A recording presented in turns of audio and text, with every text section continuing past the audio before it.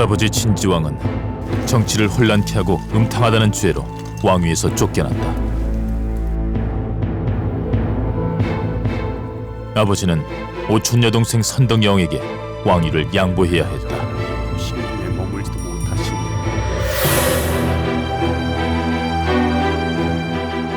폐왕의 손자. 그것은 벗을 수 없는 신분의 굴레였다.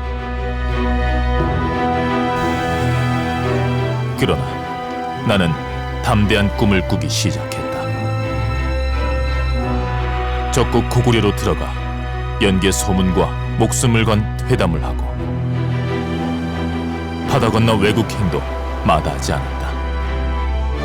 중대형 왕자를 만나 한반도에서 최소한 중립을 지켜줄 것을 요구했다. 마침내 세계 최강국 당나라 황제와 담판을 짓고 나당 동맹을 체결했다.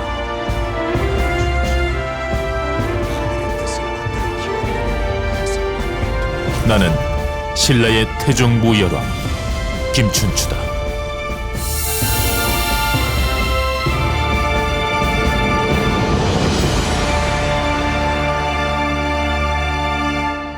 태종 무열왕 김춘추. 그는 이미 서기 640년대에 한중일 삼국을 넘나들며 강대국 사이에 낀 약소국에게 외교가 얼마나 중요한 것인지를 보여준 인물이었습니다. 국제정세를 읽는 탁월한 안목과 치밀한 외교를 통해서 고구려 백제 신라의 대립을 끝내고 한반도 최초의 통일 국가 시대를 연 군주였습니다. 하지만 그에 대한 후대의 평가는 사뭇 엇갈리고 있습니다. 삼국 통일을 이룩하고 민족사의 새로운 지평을 연 통일 군주라는 칭송과 외세를 끌어들여 광활한 만주벌판을 잃어버린 민족 최고의 사대주의자라는 오명이 상반되고 있습니다.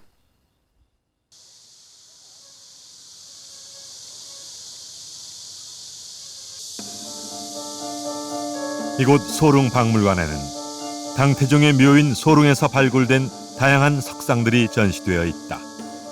그중 우리의 시선을 끄는 한 석상이 있다. 사람의 하반신 모양을 하고 있는 이 석상은 특이하게도 여자 모양을 하고 있다.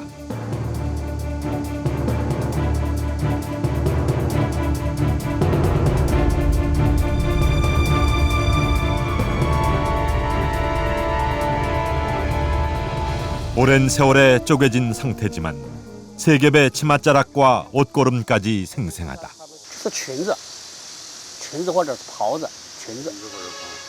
这是它的脚，两个脚，它的鞋子的这个头儿，这个是裙子，一共是3重，1重、2重、3重，这个是它的裙子的带子，从胸前系个带子下垂下来，而且他也肯定认为这是一个女性。 여자 모양을 한 이 석상은 대체 무엇일까?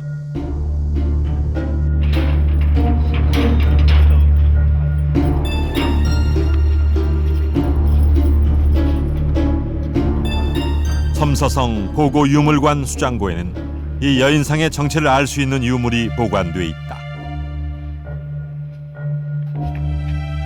지난 2002년 이 석상이 발견된 곳에서 함께 발굴된 석상의 받침돌이다.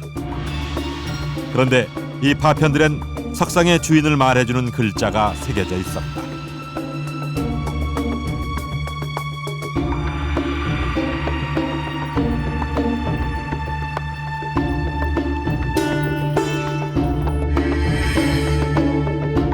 그릿하게 알 수 있는 건 신 그리고 덕이다.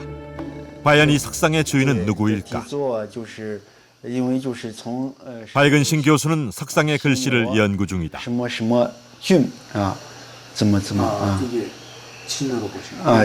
国君啊，君这边是个君子的君啊，这边有耳朵啊，可以看出新罗什么什么。 그것은 신라였다. 这2个字没了啊，根系啊，的啊，金的啊的啊。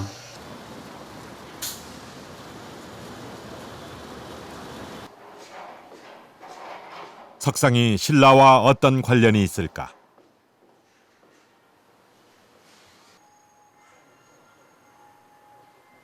송나라 때 당나라 장안 사적을 기록한 역사서 장안지. 장안지에 이 석상에 대한 기록이 있다. 장안지의 당 소릉도 편에는 당태종의 무덤을 조성하면서 당 왕조에 조공한 인근 14개국의 왕들의 석상을 세웠다고 기록하고 있다. 고창 국왕, 돌궐 국왕 등의 이름이 보인다. 그중엔 신라 낭낭군왕 김진덕이라는 이름이 있다. 낭낭군왕은 당나라가 신라 임금을 책봉하며 내린 제후의 명칭이다. 소릉에 배치도까지 그려 이를 뒷받침하고 있는데 신라 진덕묘, 즉 신라 진덕여왕의 석상 위치가 선명하다. 백제나 고구려 왕도 있을 법한데 한반도에선 신라 진덕여왕이 유일하다. 왜 진덕여왕의 석상이 당태종의 무덤을 지켰을까?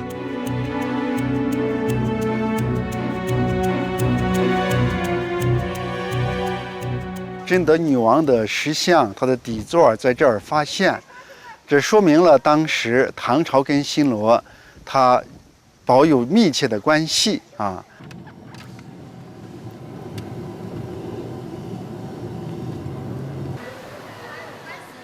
만년궁은 수화 당시절 황실의 여름 피서지로 이용된 궁이다. 656년 당고종 역시 이곳을 다녀갔다. 당고종은 직접 비문을 짓고 동행한 정삼품 이상의 고위 관리들의 이름을 새긴 기념비를 남겼다. 당고종의 외삼촌인 장손무기부터 왕문도, 이적 등 총 48명의 이름 가운데 낯익은 이름이 있다. 신라 태종 무열왕 김춘추의 아들인 김인문의 이름이다.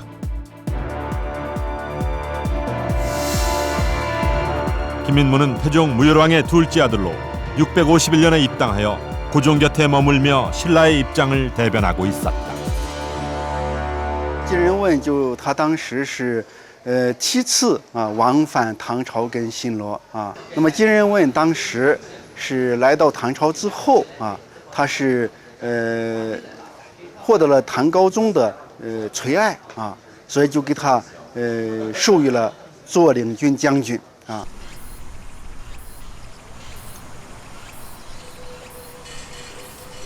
1986년 발굴된 경주 용광동 고분. 7세기 후반 무덤으로 추정되는 이 고분에선 뜻밖의 유물들이 출토되어 신라사 연구에 새로운 장을 여는 계기가 됐다. 특히 주목을 끈 유물은 청동제 12지상과 함께 출토된 28개의 사람 인형이다. 생생한 표정이 인상적인 이 인형들은 뜻밖에도 당나라 옷을 입고 있었다.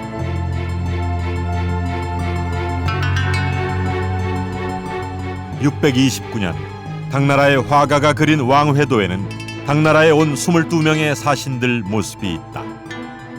16번째 배치된 신라 사신은 머리카락을 늘어뜨리고 바지와 두루마기를 입고 있다.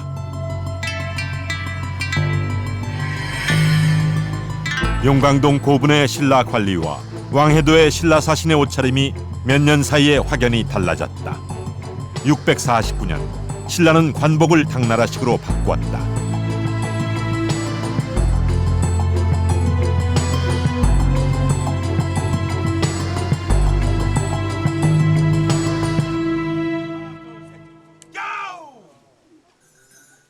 당 황제의 무덤에 여왕의 석상이 서고 김춘추의 세 아들이 당 황제의 곁을 지키며 신라 고유의 관복과 관제를 당나라식으로 바꿔야만 했던 절박한 시기. 바로 그 격동의 시절 중심에 김춘추가 있었다.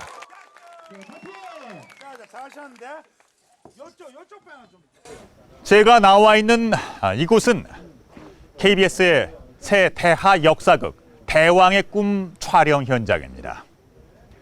이 대왕의 꿈은 태종 무열왕 김춘추가 한반도 최초의 통일 국가를 이룩해 나가는 장대한 역사를 그린 드라마입니다. 관복과 관제를 당나라식으로 바꾸고 신라 고유의 독자 연호 대신 당나라의 연호를 받아들여서 철저한 친당 정책을 펼치게 되는 신라. 그런데 이 모든 외교 정책의 총책임자는 바로 김춘추였습니다. 언뜻 보기엔 권력의 유지만이 목적인 비굴한 정치인의 전형을 보는 듯합니다.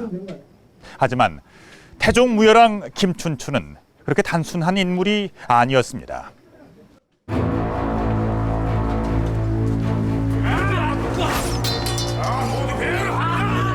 KBS 대하 사극 대왕의 꿈 촬영 현장. 진지왕 폐위 장면을 촬영 중이다. 진지왕의 어머니였던 사도 태후가 직접 진지왕을 용산에서 끌어내거든요. 그 명분은 진지왕이 그 황혼무도하다, 그리고 진지왕이 약간 정신병이 있다, 이런 식으로 해가지고 이제 끌어내리는 장면인데, 맞으면 권력의 어떤 비장한 속성이죠.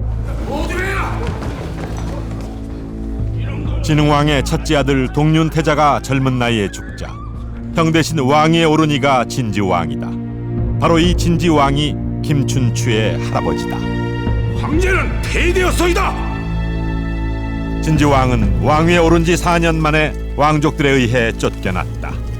폐위의 명분은 정난황음. 정치가 어지럽고 행실이 음탕했다는 이유였다.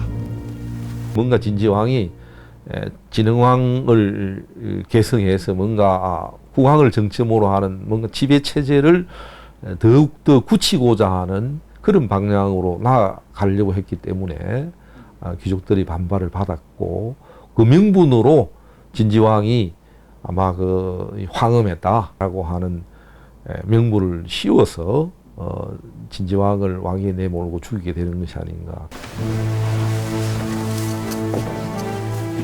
진지왕을 폐위시킨 후 왕족들은 죽은 동륜태자의 아들을 왕위에 올린다.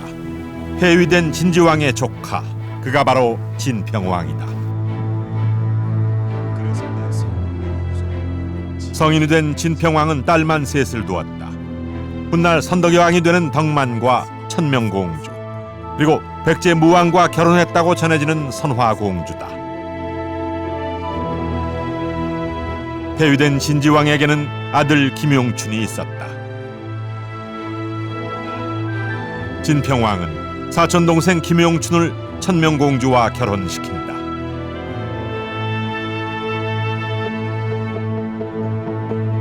김용춘은 오촌 조카와 결혼을 한 것이다. 김용춘과 천명공주 사이에서 태어난 김춘추는 폐위된 진지왕의 친손자이자 진평왕의 외손자였다.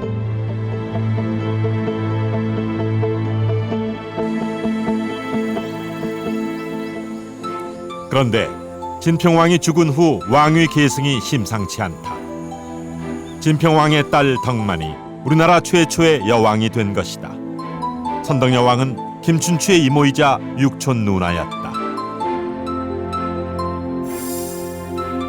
이상한 것은 왕위 계승의 명분이었다.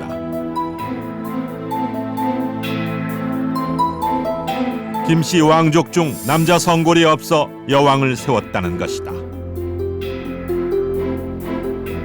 신라는 왕족도 성골과 진골로 나뉘는데, 성골은 김씨 왕족 가운데서도 최고의 신분으로 부모 모두가 성골이어야 하고 성골만 왕이 될 수 있다. 신라 왕실은 신성함을 잇기 위해 삼촌 사촌 간의 근친혼을 철저하게 지켰다.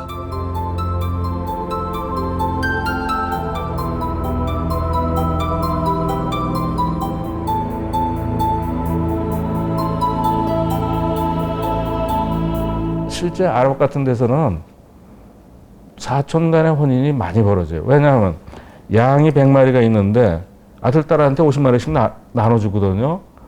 그러면 딸이 남의 집으로 시집을 가버리면 양이 그 집안으로 가버리는 거예요. 그러니까 사촌하고 혼인을 해서 딸이 가진 50마리의 양이 저쪽 집으로 갔지만 저쪽에 여자가 또 이 집으로 와요. 그러면서 또 양이 또 오고. 그러니까 그 집안의 양이 일정하게, 재산이 일정하게 유지가 된다는 거죠. 바로 어떤 사회에서는 경제적인 이유로, 어떤 사회에서는 신성함을 이유로 근친혼들이 이루어지는데, 신라에서도 성골이라는 신성함 또는 정치적인 권력, 이런 걸 그 집안 안에 유지하기 위해서 근친혼들이 이제 이루어졌던 거죠. 진지왕의 아들 김용춘은 당연히 성골이다. 김용춘과 진평왕의 딸 천명 사이에서 태어난 김춘추 역시 성골이다. 29 성년인 김춘추와 그의 아버지 김용춘을 두고 왜 남자 성골이 없다고 한 것일까? 김춘추는 왕제로서도 부족함이 없었다.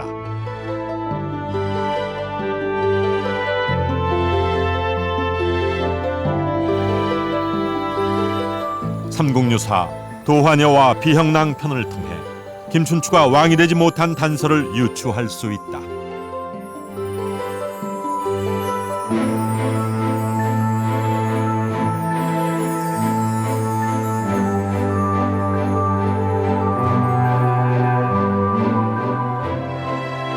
나의 정인이 되어주겠느냐? 두 남자를 섬기지 않는 것이 여자의 도리입니다. 남편이 있는 몸이라 천자의 명령일지라도 따르지 못할 것입니다. 너를 죽인다고 해도 말을 듣지 않겠느냐? 차라리 저작거리에서 죽겠습니다. 다른 소원은 없습니다. 만약 네가 혼자가 되면 어쩌겠느냐? 그때는 괜찮습니다. 왕의 뜻에 따르겠습니다. 이에 진지왕은 도화녀를 돌려보낸다. 그 후 진지왕은 폐위되어 죽었고 2년 후 도화녀의 남편도 세상을 떠났다. 그런데 죽은 진지왕이 호련히 도화녀에게 나타나 일주일을 머물다 사라진다. 달이 찾아 도화녀가 아들을 낳았고 아이의 이름을 비형이라 했다. 진지왕의 아들은 도화녀 사이에서 태어난 비형랑과 정비 지도부인 사이에서 태어난 김용춘, 이렇게 둘이다. 도화녀가 낳은 비형랑은 진골이지만 성골 부모를 둔 김용춘은 성골이다. 그런데 왜 성골 남자가 없다고 했을까?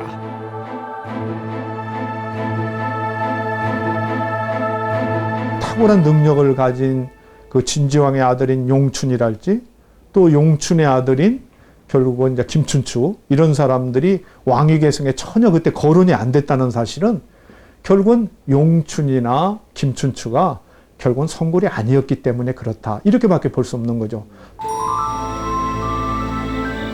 진평왕은 비형을 궁궐에 살게 했다. 그런데 비형은 밤이면 궁을 나가 경주 황천언덕에서 귀신들과 놀았다. 비형랑이 이곳에서 귀신을 부린다는 말을 들은 진평왕은 비형랑에게 하룻밤 만에 이곳에 다리를 놓게 했다. 그리고 비형랑이 하룻밤 사이에 다리를 놓자 사람들은 그 다리를 귀교, 즉 귀신다리라 불렀다.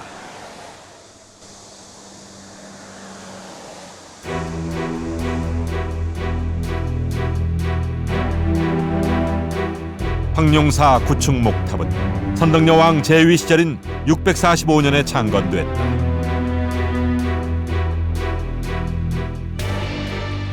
황룡사 구축 석탑터에서 발견된 황룡사 찰주 본기에는 황룡사의 창건 경위와 수리 과정 등이 세세히 기록되어 있다. 황룡사탑 건축의 총책임자는 김용춘이었다.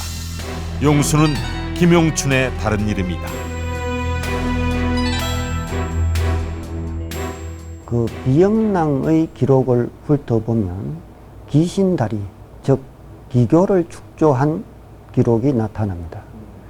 또한 김용춘의 경우에도 뒷날 황룡사 구청탑을 건립한 것으로 나타납니다. 이 두 사람의 공통점에서 건축과 관련된 재능을 찾아볼 수 있습니다. 공통점은 또 있다.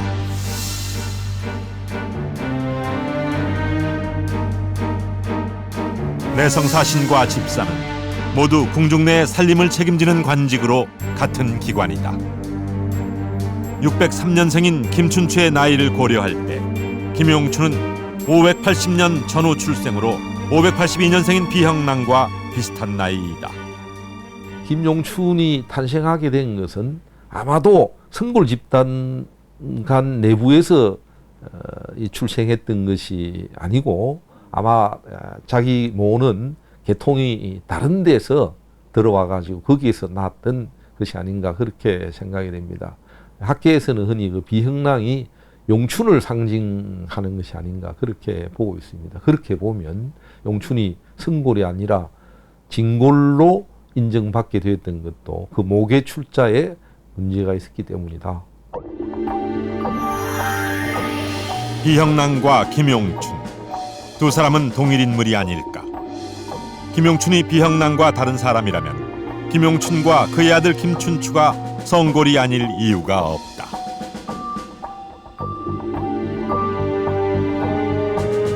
나는 쫓겨난 왕의 손자라는 굴레를 벗지 못하면 평생 비루한 왕족으로 살아야 했다. 내 운명을 바꿔야 했다.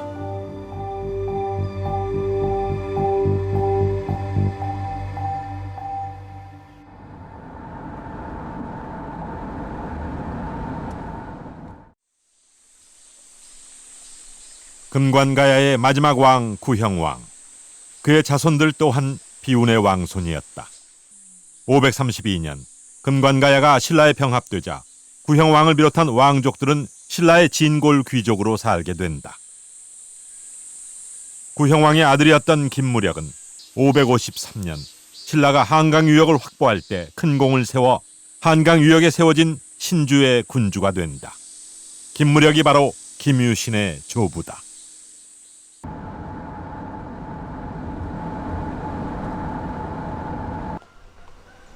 그러나 혈연을 중시하는 신라 사회에서 군공으로만 정치 기반을 다지는 데엔 한계가 있었다. 김유신의 아버지 김서현대에서도 사정은 마찬가지였다. 김서현은 혼인으로 신분 상승을 꾀한다. 김서현은 진흥왕의 동생 수쿨종의 딸 만명과 몰래 사랑을 나누고 만명은 아이를 가진다.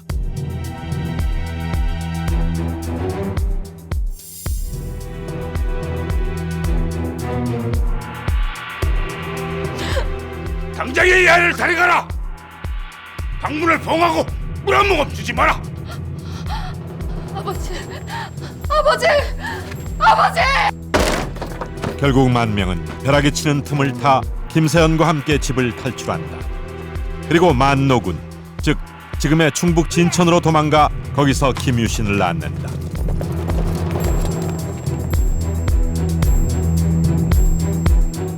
성골이나 진골들이 자기 신분 내혼, 특히 이제 성골 왕실들은 굉장히 근친혼을 하거든요. 왕실 밖의 사람들하고 결혼을 잘 안 하려고 하는데 그만큼 보다 왕실 핵심하고 결혼하는 것은 일반 진골 귀족들로서는 정말 자기의 장래의 어떤 정치 생명을 보장하고 유지하는데 절대적 어떤 도움이 되는 요소이기 때문에 그렇게 적극 결혼을 하려고 했다고 봅니다. 만국 가야의 왕손 김유신과 폐위된 신라 왕의 손자 김춘추. 신라 귀족 사회에서 비주류로 만난 두 영웅은 한눈에 서로를 알아보았다. 그리고 김유신은 두 집안을 단단하게 묶기 위해 또 한 번 결혼 동맹을 시도한다.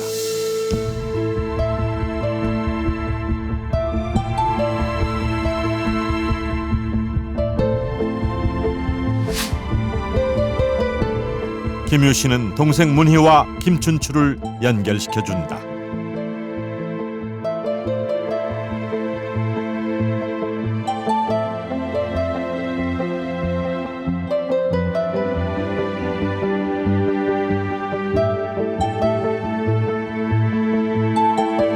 문희가 임신을 하게 되자 김유신은 크게 꾸짖으며 여동생을 불태워 죽일 거라는 소문을 내고 여왕 행차식에 맞춰 소동을 벌인다. 처녀가 아이를 가졌으니 이 무슨 기막힌 일이냐? 대체 애비가 누구냐? 선덕여왕이 아이의 아비가 김춘추임을 알고 두 사람을 결혼하게 한다.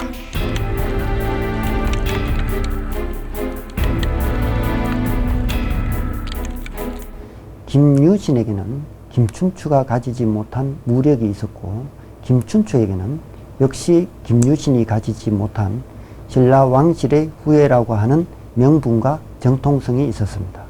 이 두 사람은 서로의 동맹을 통해서 자신들이 가지지 못한 부분을 보완하고 채울 수 있는 또 하나의 전기를 마련했다고 할 수 있겠습니다. 동시대에 태어난 두 영웅의 절묘한 만남. 김춘추와 김유신은 신라의 지배층 내에서 새로운 세력을 형성하게 되고 새 시대의 주역을 꿈꾸게 됐다.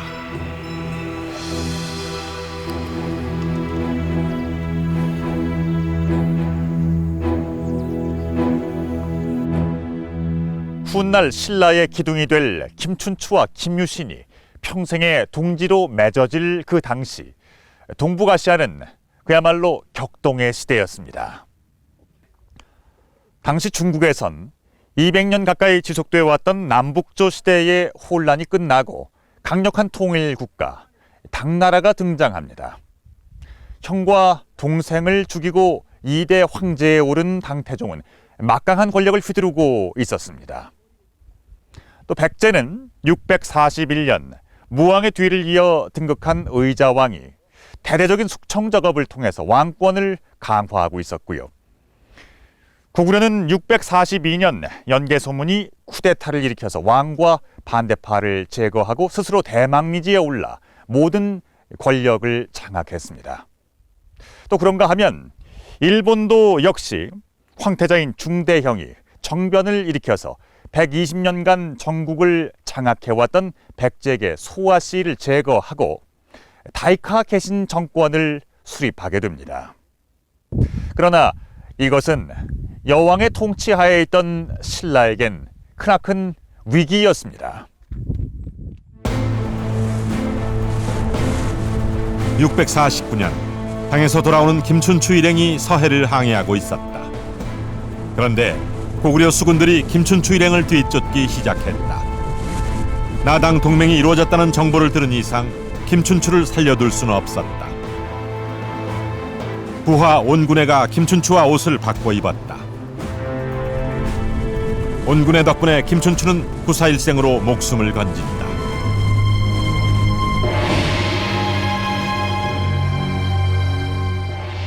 백제 의자왕은 즉위하자마자 신라의 40여 성을 함락시키고 낙동강의 교두보인 대야성을 공격했다.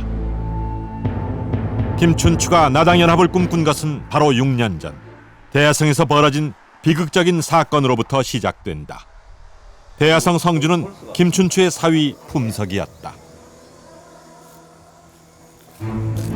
만일 대야성이 무너지면 낙동강 서쪽 경상도 지역이 백제 땅이 되고 수도 방어선도 경주 지척인 암양, 지금의 경산으로 물러나게 된다. 대야성주 품석은 백제의 공격에 싸우지 않고 항복했고 결국 백제군에게 죽임을 당한다. 사위의 항복은 김춘추의 정치 생명에 큰 타격을 입혔다. 대야성을 함락당하고 40여 성을 잃어버리다라고 하는 그 자체도 중요하지만은 김품석이 보여주었던 그런 행태, 그것이 자기의 장인이었던 김춘추로 하여금 굉장히 정치적 위상을 굉장히 불리하게 했던 그런 거였습니다. 그래서 김춘추로 봐가지고는 굉장히 고심하고 잃어버렸던 것도 찾아내야 되고 또 김품석이 보여줬던 행태를 만회해야 되고 여러 가지로 볼 때 김춘추에게 개인적으로는 굉장히 불리한 상황을 가져다 줬던 게 대야성 함락이다. 딸의 죽음과 사위의 비겁한 행위는 나에게 깊은 한을 남겼다. 나는 목숨을 걸고 정면 승부를 택했다. 처남 김유신과 비로소 맹세하고 고구려의 연개 소문을 만나기로 했다.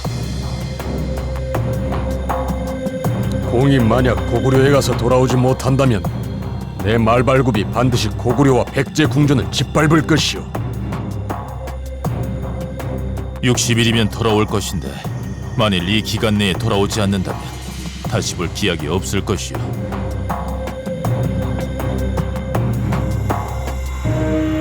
당시 고구려는 연개 소문이 대당 유화 정책에 불만을 품고 정변을 일으켜 왕과 대신들을 죽이고 권력을 장악하고 있던 살벌한 시기였다.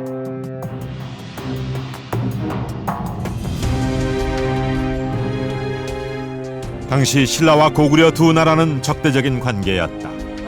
대가 없이 백제를 칠 군사를 빌려달라는 김춘추와 신라가 빼앗아간 중령 이북 땅을 돌려주면 군사를 빌려주겠다는 연개 소문. 협상은 실패했지만 김춘추로선 정치적 성과를 거두게 된다. 신라 사람들은 이미 선덕여왕 말년쯤 되면은 김춘추가 언젠가 왕위에 오를 거다 하는 거 알고 있었을 겁니다. 그런데 김춘추가 적국에 가갖고 정말 백제 그 원수를 갚기 위해서 청병을 했다는 그 사실 하나만 해도 김춘추의 리더십이랄까, 이거는 신라 사람들한테 아마 아주 크게 각인이 됐으리라고 생각이 돼요. 믿음을 준 거죠. 왕에 올랐을 때 나라를 지켜줄 수 있는 영웅이다 하는 생각을 했으리라고 생각합니다.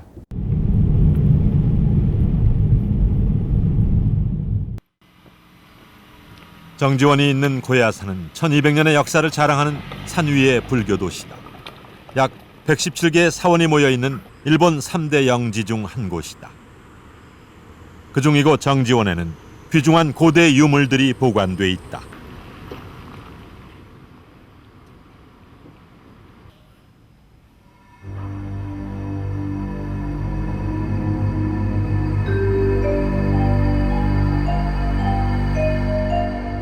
그중 국보만 21점에 이른다. 문관사림도 국보 중의 하나다. 문관사림은 656년 당나라의 허경종이 역대 중국의 시, 문장, 비문 등을 1000권의 책으로 정리한 방대한 역사서로 정작 중국에는 한 권도 남아있지 않은 희귀본이다. 그런데 이곳에 당나라와 신라 간의 긴밀한 관계를 알 수 있는 문서가 실려있다. 645년 당태종이 선덕여 왕에게 보낸 외교 문서다.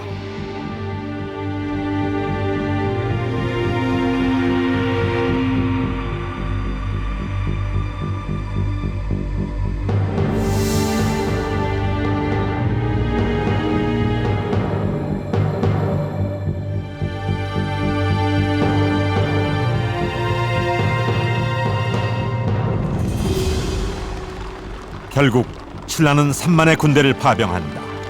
당시 신라의 재정으로는 엄청난 고통이었지만 신라는 백제보다 먼저 당과 우호적인 관계를 맺기 위해서 파병은 불가피한 선택이라고 판단했다.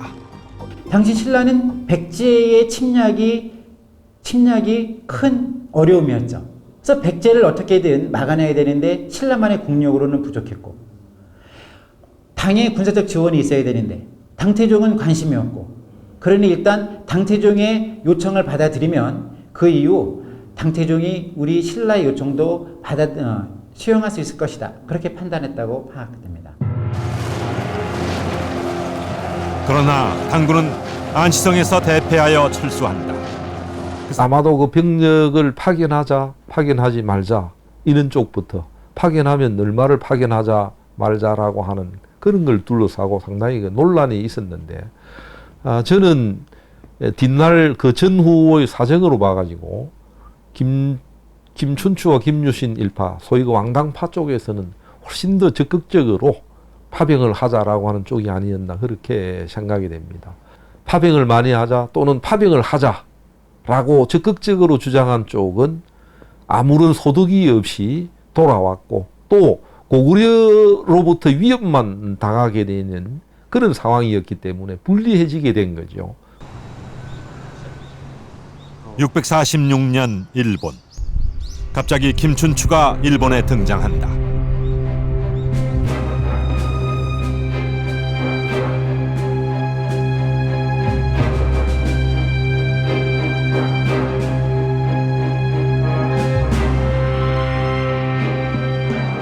당시 일본은 중대형 왕자가 120년간 정권을 장악해온 백제계 소아시 세력을 제거하고 타이카 개신 정권을 수립한 때였다.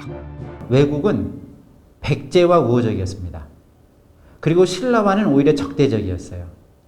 그런데 그러므로 항상 이 신라는 외에게 외교적으로 열세에 처할 수밖에 없었는데, 이번 신라의 김춘추가 외에 들어간 것은 먼저 외의 요청에 따른 거였습니다. 그러므로 외교적 주도권을 신라가 장악하게 된 것이죠. 신라에게는 매우 좋은 기회였습니다.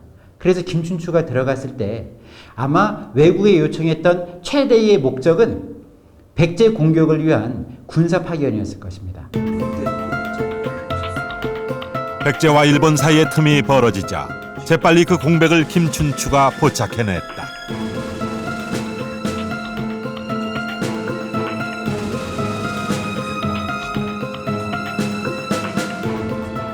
군대를 빌리지 못하더라도 최소한 김춘추로서는 한반도에 대해 중립적인 입장을 지니도록 유도해야 했다.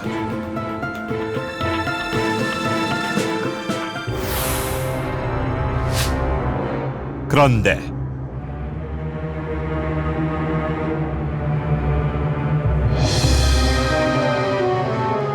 비담인에 건 반란의 명분은 여주불능설리.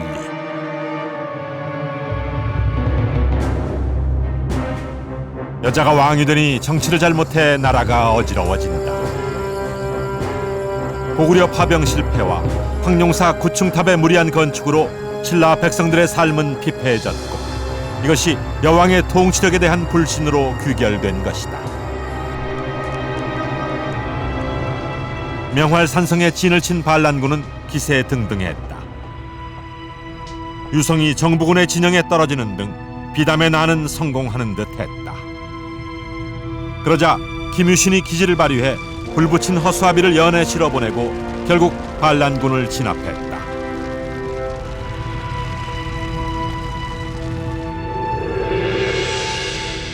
이 와중에 선덕여왕이 사망하고 선덕여왕의 사촌 여동생 진덕이 왕위에 오른다. 이제 김춘추와 김유신은 신라의 주도 세력으로 부상했다. 진덕여왕이 왕을 할 때 김춘추는 사실 뭐 부왕, 일종의 태자처럼 역할을 한 거죠. 그래서 뭐 어떤 정권을 사실상은 이제 장악하고, 더군다나 그때 이제 그 군사적인 그 군권은 김유신이 거의 다 장악한 상태이기 때문에 정치는 사실은 김유신과 김춘추를 중심으로 움직였던 겁니다. 648년 신라 내부를 정비하고 실권자로서의 위치를 확보한 후 김춘추는 마지막 승부수를 던진다. 나는 각국을 돌면서 수집한 정보를 바탕으로 당태종을 직접 만나 최종談판을 짓기로 했다. 당시만 해도 당태종은 신라와 백제를 똑같이 주변 속국으로만 대하고 심지어 여왕의 실정을 언급하며 모욕적인 조롱을 하기도 했다.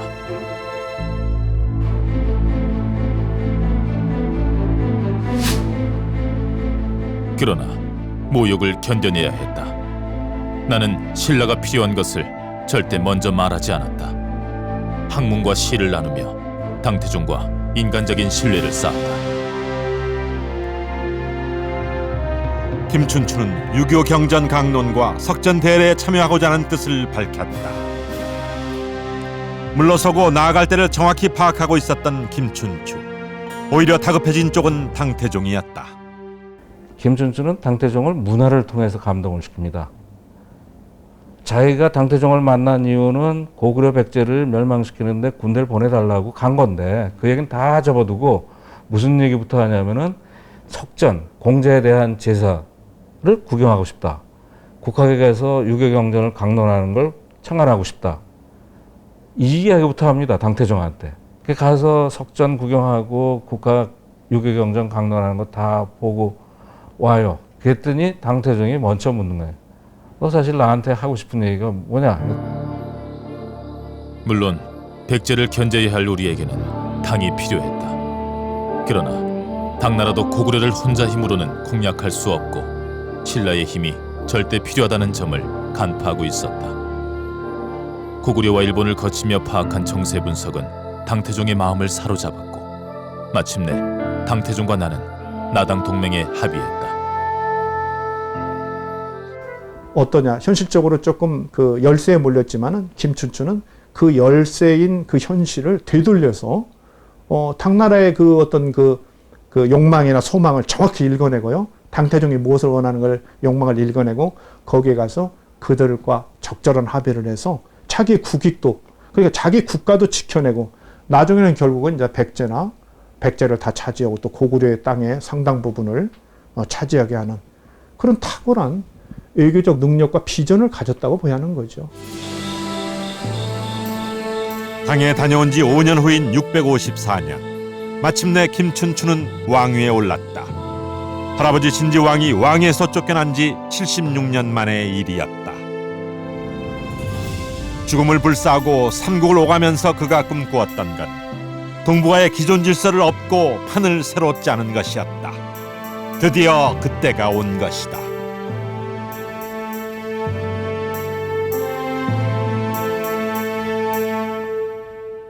여주 불능 선리. 여자가 왕이 되면 정치를 잘 못해서 나라가 어지럽게 된다.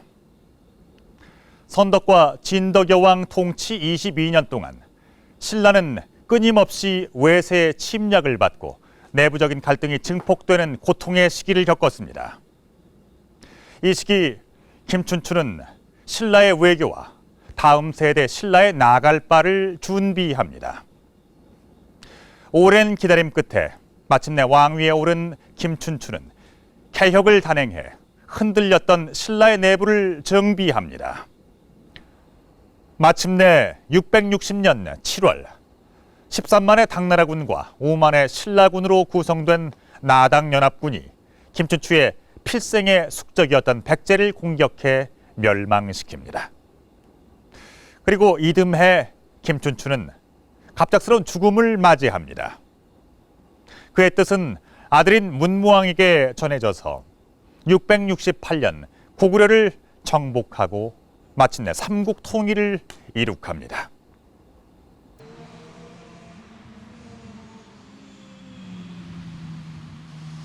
한반도 최초의 통일 국가를 이룬 영웅. 그러나 오늘날 김춘추에 대한 평가는 그리 높지 않다. 해마다 추석 이틀 전 경주 무열왕 등에선 추향대제가 열린다. 태종 무열왕 김춘추의 위협을 기리는 제사다. 그런데 태종 무열왕릉 옆엔 오랜 비각이 한 채 서 있다. 태종 무열왕릉비다.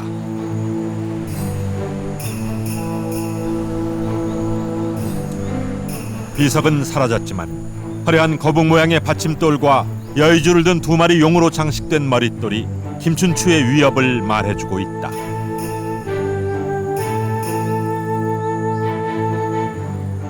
태종 무열대왕 집이라는 명문이 새겨져 있다.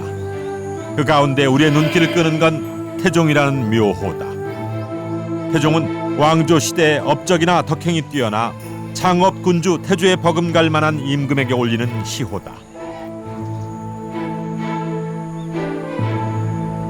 당나라는 주변국인 신라가 태종이라는 묘호를 쓰는 걸 원치 않았다.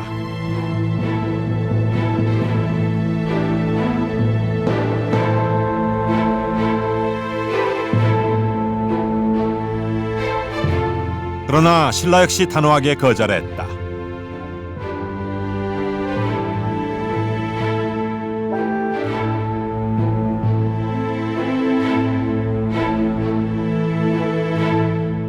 당은 당이고 신라는 신라라는 자주의식을 지킨 것이다. 태종이라고 하는 묘호는 신라뿐만 아니라 우리나라를 통틀어서 최초로 사용된 묘호입니다. 원래는 천자의 령을 천자의 종묘, 곧 태묘에 안치시킬 때 붙이는 이름이었습니다. 이것은 결국 신라가 천자만이 하던 천자만을 위한 의식을 과감히 행동화함으로써 향후 중국과는 다른 독자적인 세계 질서를 표방하는 하나의 행위라고 할 수 있겠습니다. 김춘추가 외세를 끌어들여 우리 민족의 활동 영역이었던 광대한 만주 지역을 영원히 잃어버리게 했다는 것 때문에 많은 비판을 받는다. 과연 그는 영토를 한반도 남쪽으로 좁힌 장본인일까?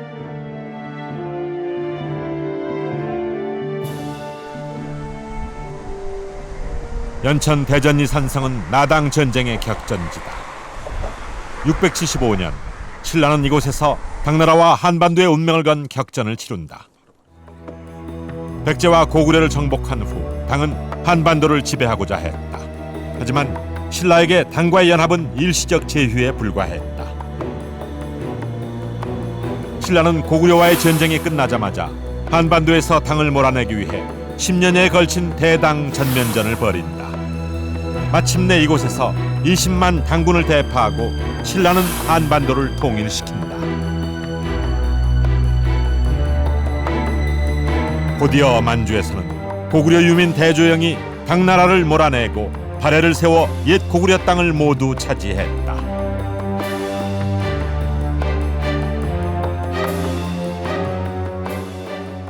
당나라는 막대한 군사력과 전비를 쏟아부으면서 백제와 고구려를 멸망시켰습니다. 이것은 단기적으로만 보면 당나라의 승리인 것처럼 보입니다. 그러나 멀리 보면 신라가 이전보다 3배나 확장된 토지를 소유하게 되고 만주 지역에서도 불과 30년 뒤에 발해가 들어서면서 고구려의 영토가 모두 발해의 영토로 흡수됩니다. 결국 당나라는 모든 재정을 쏟아부었으면서도 실리 없는 전쟁에 그쳤다고 말할 수 있습니다. 이것은 김춘추의 필요에 따라 당이 오히려 이용당한 측면이 있지 않는가 판단됩니다. 격동의 시기에 태어난 비운의 왕손 김춘추. 그러나 그는 모든 악조건을 이겨내고 삼국을 통일했다. 당나라는 그에게 일시적 제휴 대상일 뿐이었다. 신라를 창건하고 중흥을 이루신 서러운 대리시여, 하늘의 뜻을 받들어 기원드리니 사만일통의 위대한 대업을 완수할 수 있도록 살펴주십시오.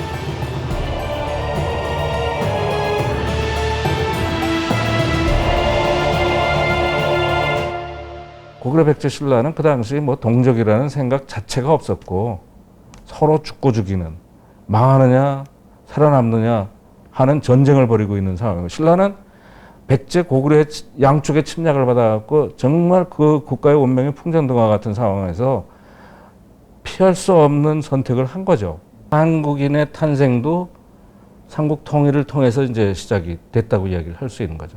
그러니까 김춘추가 주도했던 삼국 통일은 한국인의 탄생을 이끈 한국 역사상 가장 중요한 사건이라고 이야기를 할 수가 있겠습니다.